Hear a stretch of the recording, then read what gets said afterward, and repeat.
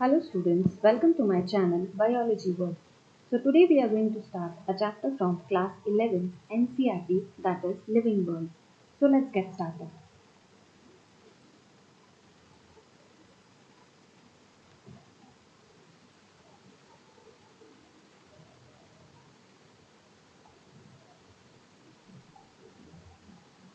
The Living World.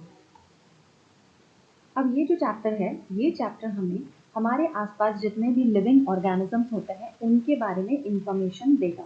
ठीक है, तो सबसे पहले लिविंग वर्ल्ड के बारे में समझने के पहले हमें ये समझना पड़ेगा कि जो लिविंग फिनोमेना होता है वो किस वजह से होता है। मतलब जो लिविंग ऑर्गेनिजम्स हमको देखने को मिलते हैं तो वो लिविंग ऑर्गेनिजम्स कैसे बनते हैं। तो अगर हम लिविंग ऑर्गेनिजम्स का बहुत बेसिक स्ट्रक्चर देखें तो it starts from the molecular component, या हम कह सकते हैं उनके अंदर हमें देखने को मिलते हैं बायो मॉलिक्यूल्स। तो we can say that molecular components और बायो मॉलिक्यूल्स देखने को मिलेंगे। ये जो बायो मॉलिक्यूल्स होते हैं ये कंबाइन हो जाते हैं and they form cellular organelles.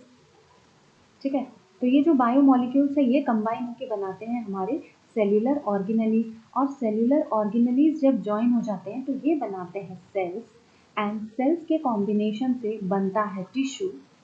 और जो टिश्यूज होते हैं, I am just putting it over here, okay. अब ये जो टिश्यूज होते हैं ये सारे टिश्यूज ज्वाइन हो जाते हैं और टिश्यूज ज्वाइन होके बनाते हैं ऑर्गन्स, ऑर्गन्स ज्वाइन हो जाते हैं और बनता है हमारा organ system, and organ system हमें मिलता है किसके अंदर, लिविंग ऑर्गेनिज्म के अंदर। तो बेसिकली हम कह सकते हैं कि एक जो लिविंग ऑर्गेनिज्म है उसका कॉम्पोजिशन कैसे होता है, biomolecule, cellular organelle, cell, tissue, organ, organ system and living organism. ठीक है, तो ये हमने बेसिक लिविंग ऑर्गेनिज्म के बारे में पढ़ लिया। नेक्स्ट हम देखेंगे कि अगर मान लो हमें किसी भी ऑर्गेनिज्म को लिविंग या नॉन लिविंग कहना है तो हम कैसे डिसाइड करते हैं कि कोई ऑर्गेनिज्म लिविंग है या नॉन लिविंग है। तो उसके बेसिक बहुत सारे क्राइटेरियाज हैं, जैसे कि ग्रोथ होगा, रिप्रोडक्शन होगा, मेटाबॉलिज्म होगा, सेल्यूलर ऑर्गेनाइजेशन होगा, रिप्रोडक्शन होगा, ऑल दिस फैक्टर्स। ओके, अब सबसे पहले हम एक चीज़ और नोटिस करते हैं, एक और इम्पॉर्टेंट चीज़ है जो हमें देखनी है, that is defining feature of living organism.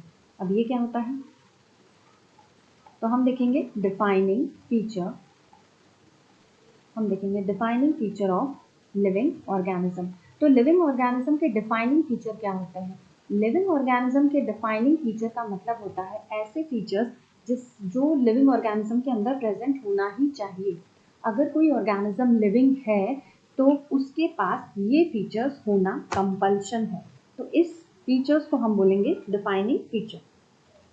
तो डिफाइनिंग फीचर की अगर हम एक छोटी सी डेफिनेशन देखेंगे तो वो कैसे हो जाएगी, तो वो डेफिनेशन हो जाएगी ऐसे फीचर्स, तो हम कह सकते हैं कि फीचर्स विच आर प्रेजेंट, ऐसे फीचर्स जो प्रेजेंट हैं सारे लिविंग ऑर्गेनिज्म में।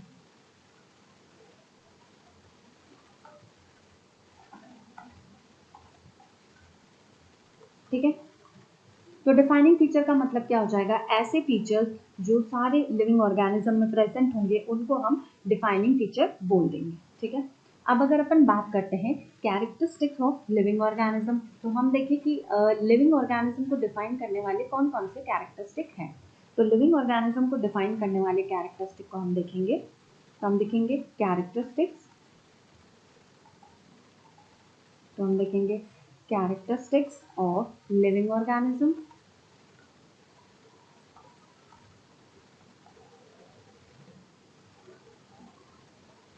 तो ऐसे कौन कौन से कैरेक्टरिस्टिक हैं जो लिविंग ऑर्गेनिज्म के अंदर पाए जाते हैं। तो सबसे फर्स्ट अपन देखेंगे कि अगर कोई लिविंग ऑर्गेनिज्म है तो उसके अंदर आपको क्या देखने को मिलेगा, उसके अंदर आपको देखने को मिलेगा सेल्यूलर ऑर्गेनाइजेशन। मतलब उसके अंदर सेल होगा, सेल से टिश्यू बनेगा, टिश्यू से ऑर्गन बनेगा, ऑर्गन से ऑर्गन सिस्टम बनेगा। उसके अंदर हमें और क्या देखने को मिलेगा, तो उसके अंदर हमें देखने को मिलेगा मेटाबॉलिज्म, मेटाबॉलिज्म जिसके अंदर हम एनाबॉलिज्म, कैटाबॉलिज्म देखते हैं। उस ऑर्गेनिज्म के अंदर हमको ग्रोथ भी देखने को मिलेगी। ठीक है, रिप्रोडक्शन भी देखने को मिलेगा हमें उसके अंदर। ठीक है, कॉन्शियसनेस भी देखने को मिलेगी। ठीक है, तो कॉन्शियसनेस भी हमें उसके अंदर देखने को मिलेगी। अब हम वन बाय वन एक एक फीचर को डिस्क्राइब कर लेंगे। तो let's get started and just move forward. तो पहला कैरेक्टरिस्टिक अपन देखेंगे सेल्यूलर ऑर्गेनाइजेशन। तो हम देखेंगे सेल्यूलर ऑर्गेनाइजेशन, ठीक है। अब ये जो सेल्यूलर ऑर्गेनाइजेशन है,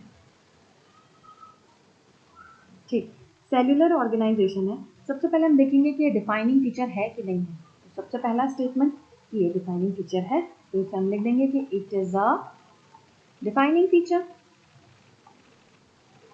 ठीक है। इसको डिफाइनिंग फीचर क्यों बोल रहे हैं, क्योंकि भाई अगर कोई लिविंग ऑर्गेनिज्म लिविंग है तो उसके अंदर तो ये मिलना ही है। अब सेलुलर ऑर्गेनाइजेशन का मतलब क्या होता है? सेलुलर ऑर्गेनाइजेशन का मतलब होता है कि जो बॉडी है वो बायोमोलिक्यूल से बनी हो, ठीक है। जो बॉडी हो उसके अंदर क्या हो? बायोमोलिक्यूल हो, और वो जो बायोमोलिक्यूल्स हैं वो सेलुलर ऑर्गेनलीज बनाए। तो हम कहें कि वो क्या बनाएंगे? सेलुलर ऑर्गेनेलीज बनाए। और ये जो सेलुलर ऑर्गेनेलीज है ये क्या बनाए? ये बनाए सेल, मतलब उसके अंदर सेल हो, सेल से टिश्यू बने, टिश्यू से ऑर्गन बने, ऑर्गन से ऑर्गन सिस्टम बने।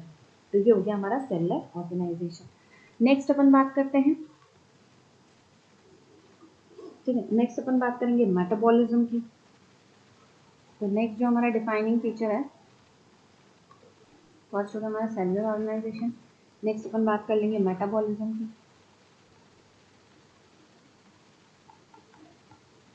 ठीक है। अब जो मेटाबॉलिज्म की हम बात कर रहे हैं, तो ये जो मेटाबॉलिज्म वर्ड है ये कहाँ से आया था? ये जो मेटाबॉलिज्म वर्ड है ये ग्रीक ओरिजिन है।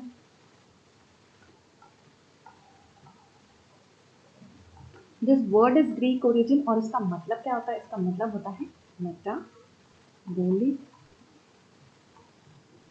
इसका मतलब होता है मीन टू चेंज, और ये ग्रीक वर्ड मेटाबोले से ओरिजिनेटेड है, ठीक है।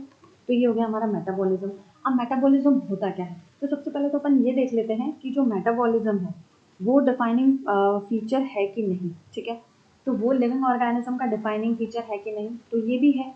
तो हम कह सकते हैं कि इट इज ऑल्सो, या it is a defining feature. ये भी डिफाइनिंग फीचर है, मतलब अगर कोई ऑर्गेनिज्म लिविंग है तो उसके अंदर मेटाबॉलिज्म होना ही चाहिए। तो अगर कोई ऑर्गेनिज्म लिविंग है तो उसके अंदर आपको मेटाबॉलिज्म देखने को मिलेगा।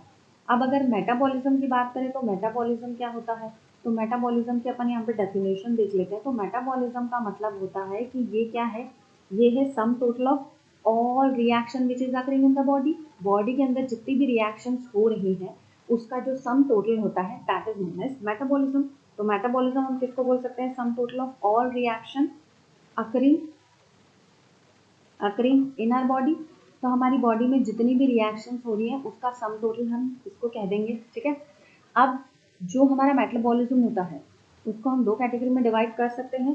तो फर्स्ट वन इज कैटाबॉलिज्म, ठीक है। फर्स्ट इज कैटाबॉलिज्म और दूसरा है हमारा एनाबॉलिज्म, ठीक है। तो फर्स्ट है हमारा कैटाबॉलिज्म, दूसरा है हमारा एनाबॉलिज्म। अब कैटाबॉलिज्म क्या होता है? कैटाबॉलिज्म के अंदर आता है कैटा, मतलब ब्रेक करना है, तो इसके अंदर आएंगे हमारे ब्रेक डाउन रिएक्शन आएंगी। क्या आएगी? Break down reaction. Break down reaction मतलब एग्जाम्पल में हम देख सकते हैं रेस्पिरेशन, ठीक, एग्जाम्पल में आ गया रेस्पिरेशन। एनाबॉलिज्म में क्या आता है? एनाबॉलिज्म में बिल्डिंग अप आता है, ऐसी रिएक्शन जिससे चीजें बिल्डअप होती है। इसके एग्जाम्पल में अपन देखेंगे फोटोसिंथेसिस, ठीक है। तो इसके एग्जाम्पल में क्या देखेंगे अपन? फोटोसिंथेसिस। तो ये हमने किसके बारे में देख लिया? मेटाबॉलिज्म के बारे में देख लिया। एनसीईआरटी में कुछ पॉइंटर्स दे रखे हैं मेटाबॉलिज्म के बारे में, तो उसको भी ध्यान रखेंगे। तो पहला पॉइंट क्या दे रखा है? पहला पॉइंट दे रखा है कि जो मेटाबॉलिक रिएक्शन होती है वो कहाँ होती है? वो सेल के अंदर होती है। तो जो हमारी मेटाबॉलिज्म की रिएक्शन होती है, तो ये जो मेटाबॉलिक रिएक्शन है कहाँ होती है? तो ये होती है सेल के अंदर, ठीक। दूसरी बात करेंगे कि जो मेटाबॉलिक रिएक्शन है ये कहाँ होती है? ये हो सकती है, तो हम लिखेंगे कि जो मेटाबॉलिक रिएक्शन होती है,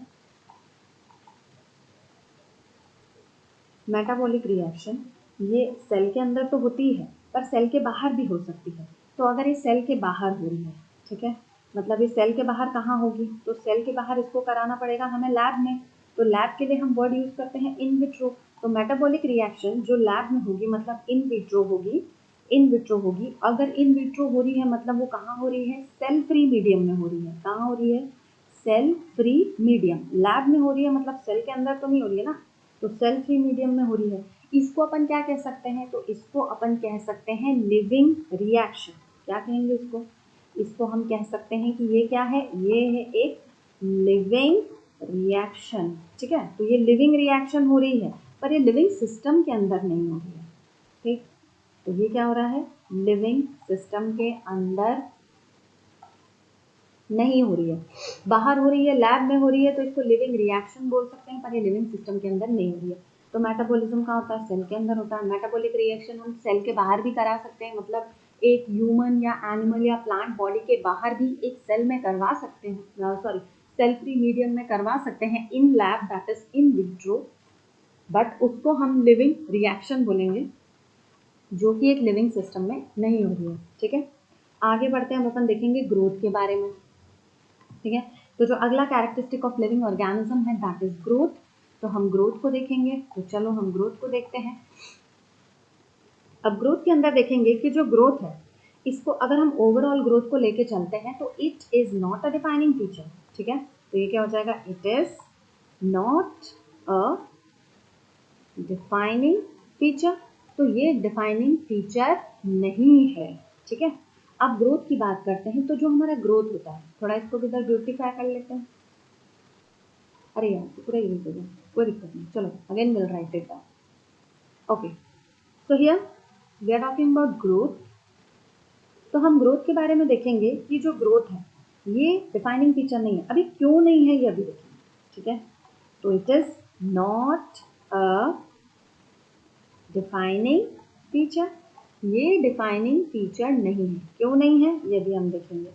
अब अपन बात करते हैं कि जो ग्रोथ होता है, एक्चुअली ये जो ग्रोथ होता है, ग्रोथ ये कैसा है, इसका जो नेचर है या इसका जो कैरेक्टरिस्टिक है वो कैसा है, इसमें दो फीचर्स देखने को मिलता है। तो we can see two features, इसीलिए इसको क्या बोलेंगे अपन, ट्विन फीचर। तो ग्रोथ का जो ट्विन फीचर है वो क्या है, तो जो ग्रोथ का ट्विन फीचर है वो हम देखते हैं कि इसके अंदर दो चीज़ें देखने को मिलती है। एक तो ग्रोथ की बात करें तो सेल साइज का इंक्रीज होना, और अगर ग्रोथ की बात करें तो सेल नंबर का इंक्रीज होना, दोनों चीज़ें ग्रोथ के अंदर आती है। सेल के साइज का इंक्रीज होना मतलब सेल इतना बड़ा था तो अभी इतना बड़ा हो गया, उसका साइज इंक्रीज हो रहा है। नंबर की बात करें तो अगर एक था तो एक से दो हो गया, दो से चार हो गया। ठीक है, तो ये दोनों ही क्या हो गए, ग्रोथ के फीचर हो गए, cell size and cell number. ठीक, नेक्स्ट हम देखेंगे कुछ कुछ चीज़ों को देखेंगे कि अभी हमने मेटाबॉलिज्म देखा था। ठीक है, मेटाबॉलिज्म देखा था, तो मेटाबॉलिज्म के अंदर हमने दो चीज़ें देखी थी, catabolism and metabolism, sorry catabolism and anabolism. Catabolism का मतलब क्या था, कैटाबॉलिज्म का मतलब था break down of the reactions. ठीक है, मतलब जो भी बॉडी के अंदर ब्रेक डाउन रिएक्शंस चल रही है उसको कैटाबॉलिज्म में इंक्लूड कर लेंगे। एनाबॉलिज्म में क्या आ जाएगा, तो एनाबॉलिज्म में बिल्डिंग अप रिएक्शंस आ जाएंगे। ठीक है, अब देखो बॉडी के अंदर दोनों चीज चल रही है, कैटाबॉलिज्म भी चल रहा है, एनाबॉलिज्म भी चल रहा है। तो जब बॉडी के अंदर एनाबॉलिज्म ज्यादा है, ठीक है, अगर बॉडी के अंदर एनाबॉलिज्म ज्यादा हो रहा है और कैटाबॉलिज्म कम है, उस टाइम पे क्या होगा, उस टाइम में हमें ग्रोथ देखने को मिलेगी बॉडी के अंदर, और ये ग्रोथ कैसे होगी, पॉजिटिव, मतलब हमें ग्रोथ देखने को मिलेगी क्योंकि चीजें बन ज्यादा रही हैं, टूट कम रही है। इसी के उल्टे अगर हमारे पास कैटाबॉलिज्म ज्यादा है, ठीक है, तो if we have more catabolism as compare to anabolism, तो हम ये देखेंगे कि तब बॉडी की ग्रोथ कम होगी, तो ये जो ग्रोथ है कम हो जाएगी। ठीक, और अगर एनाबॉलिज्म जितना बन रहा है, ठीक है, और जितना टूट रहा है वो बराबर हो जाएगा, तो फिर क्या दिखेगा, बॉडी के अंदर कोई ग्रोथ देखने को नहीं मिलेगी। ठीक है, अब हम ग्रोथ को थोड़ा प्लांट और एनिमल के एस्पेक्ट्स में भी डील करेंगे, so that we are going to see in the next class. Thank you.